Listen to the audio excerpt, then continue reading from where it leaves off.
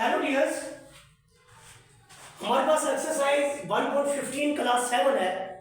लेकिन ये सारा पढ़ने से पहले हमें कुछ थ्योरी भी देखनी होगी।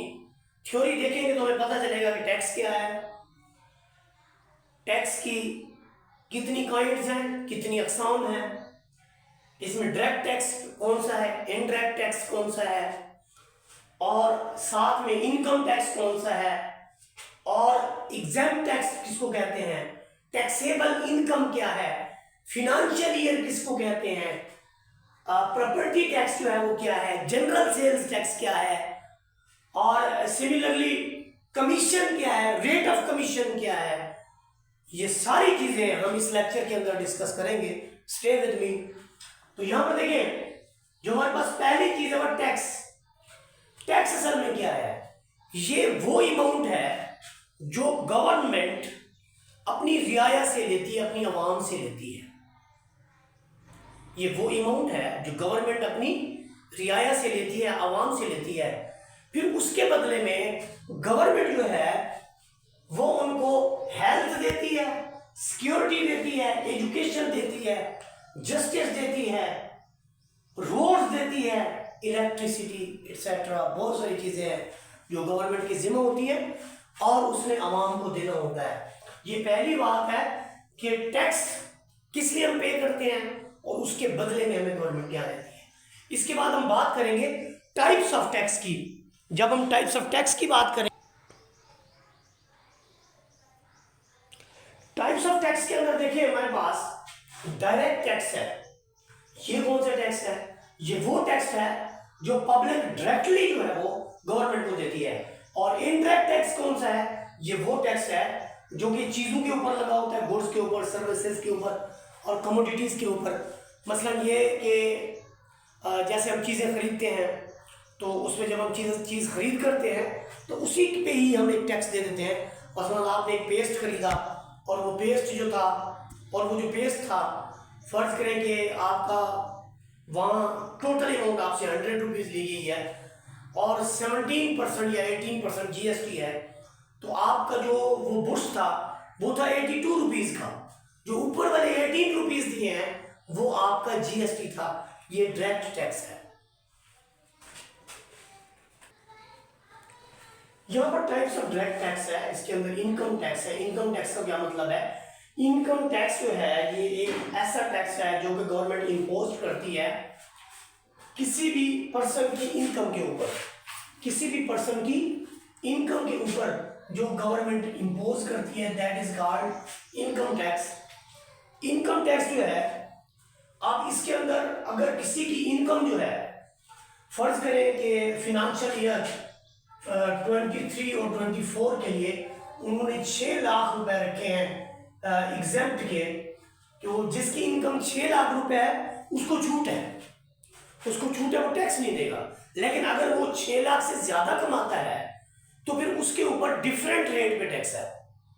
तो यहाँ पर एग्जेम्प्ट इनकम का मतलब ये है कि ये वो इनकम है जिस पे कोई टैक्स नहीं है। अगर कोई बंदा सालाना 6 लाख रुपए कमाता है तो उस पर कोई टैक्स नहीं है।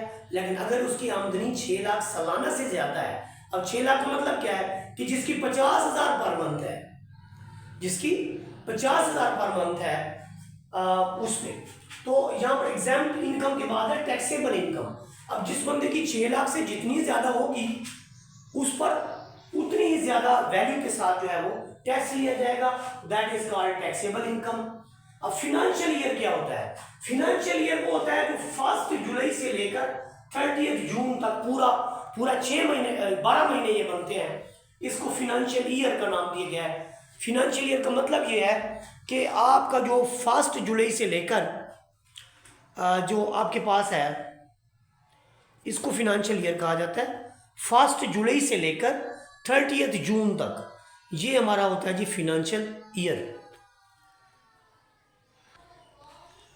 यहाँ पर प्रॉपर्टी टैक्स में ये वो टैक्स है जो कि इम्पोज्ड है गवर्नमेंट के जरिए लोगों की प्रॉपर्टी के ऊपर। मसलन हाउस है, लैंड है या शॉप है, इसके डिफरेंट रेट्स होते हैं।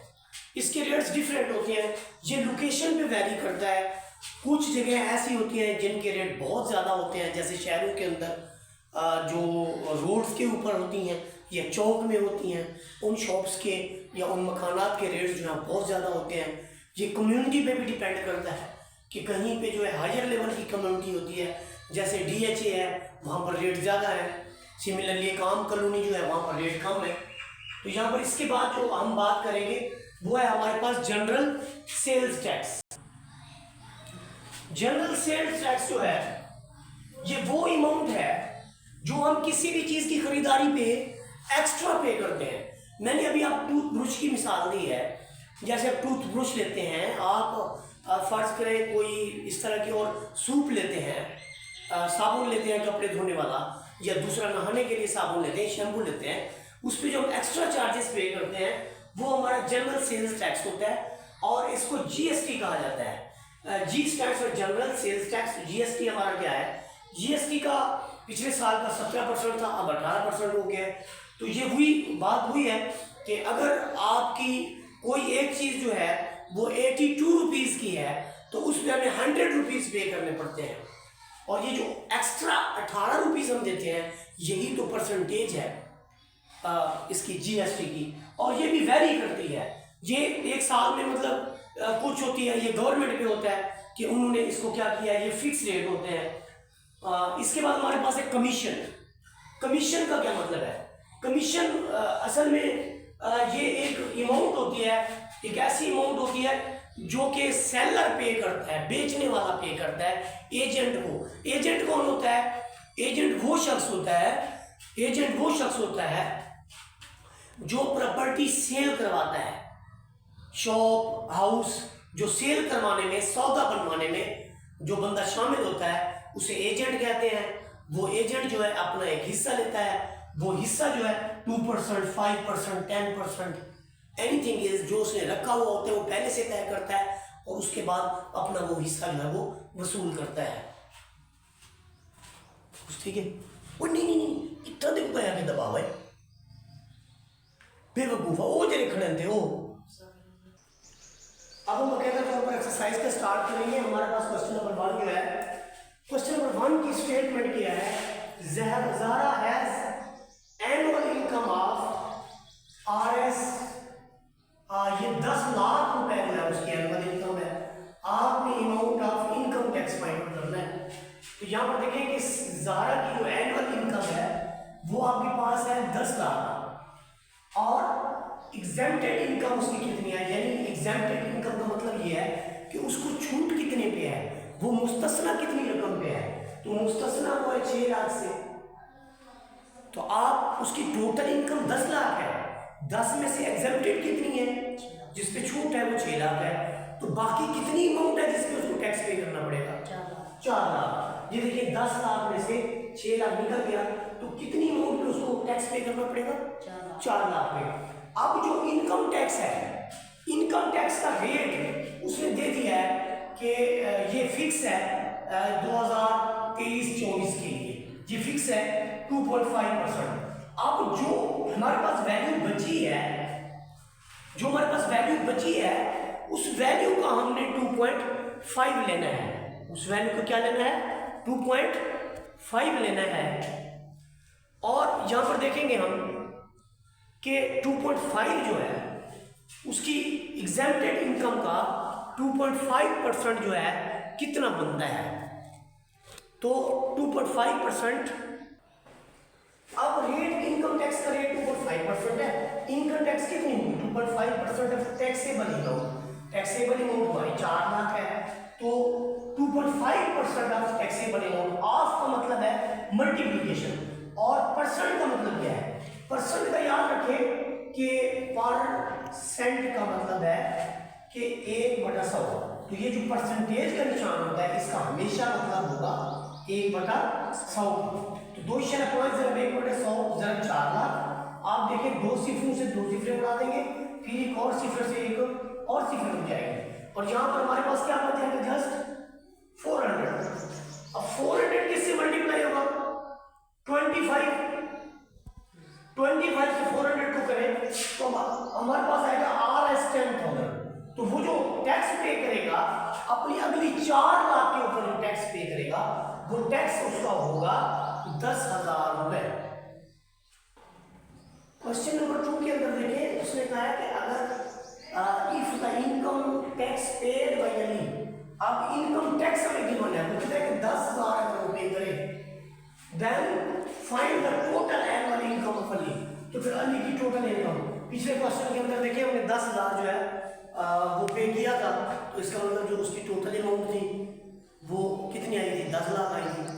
तो अब इसका मतलब है अगर वो आपको इनकम टैक्स दे दे कि इतनी उसने इनकम टैक्स किया है, तो आपका आंसर जो है वो वही आना चाहिए जो असल अमाउंट है, 10 लाख।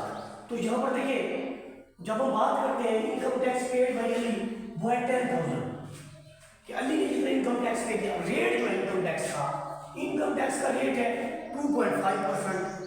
तो हमारे पास जो फार्मूला है वो क्या है, जितनी अमाउंट इनकम टैक्स की है वो किसके बराबर है, रेट ज़रब tax paid, rate of income tax multiplied by taxable income, यानी उस टैक्स का रेट क्या है और टैक्सेबल इनकम क्या है।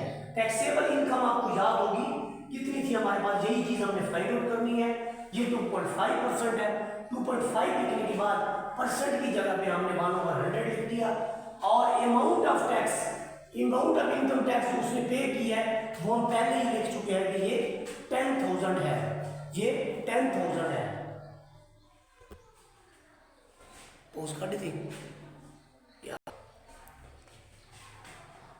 यहाँ पर देखिए हमारे पास जो 2.5 है ये असल में हो गया 25/10, और परसेंटेज की जगह 1/100, साथ में टैक्सेबल इनकम से मल्टीप्लाई हो रहा है।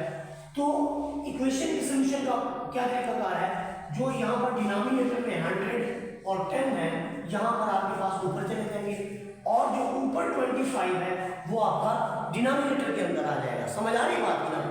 अब हम क्या करेंगे कि 25 से किसी भी एक रकम को आप ज़रब करके उसको कैंसिल कर दें, मतलब 25 चौक 100, यानी 25 4, अब 4 को देखें ये और ये कितना बन जाएगा आपका, एक के साथ कितनी सिफरें हो जाएंगी, 4, ये 5 सिफरें हो जाएंगी, और 4 से ज़रब देंगे तो 5 सिफरें इनटू 4 आ जाएगा। ये आपके पास है टैक्सेबल इनकम। लेकिन हमने जो नोट करनी है वो ये है कि हमारी टोटल इनकम कितनी है। टैक्सेबल इनकम तो हमारी 4 लाख आई है, और एग्जेम्प्टेड कितनी है, हमें छूट कितनी है, 6 लाख की।